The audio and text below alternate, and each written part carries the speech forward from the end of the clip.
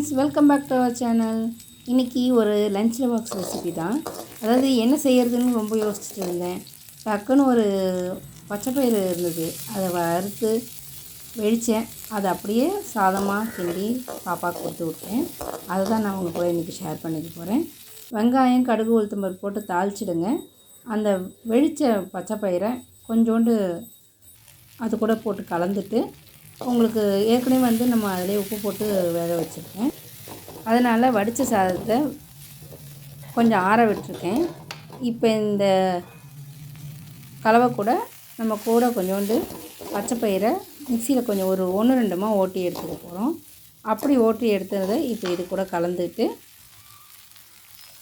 அப்படியே சாதத்தையும் ஆறின சாதத்தை அது கூட போட்டு அப்படியே கலந்து கூட கொஞ்சம் மஞ்சத்தூள், சாதம் போடவே கொஞ்சம் உப்பு சேர்க்க வேண்டியது இருக்கும். அதனால் கொஞ்சமாக உப்பு சேர்த்து லஞ்ச் பாக்ஸ் ரெசிபி ரெடி பண்ணிட்டேன்.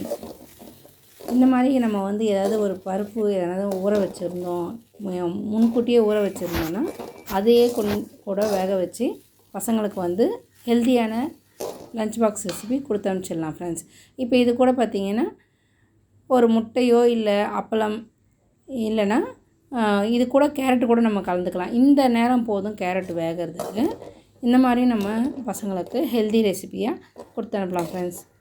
அதுலேயும் இந்த பச்சைப்பயிறு பார்த்திங்கன்னா முதுகு எலும்புக்கு ரொம்ப ரொம்ப சத்தானது. அதனால் நரம்பு சம்மந்தப்பட்ட இதுவுக்கெலாம் இந்த பச்சைப்பயிறு ரொம்ப நல்லது, ரொம்ப ஹெல்த்தியானதும் கூட.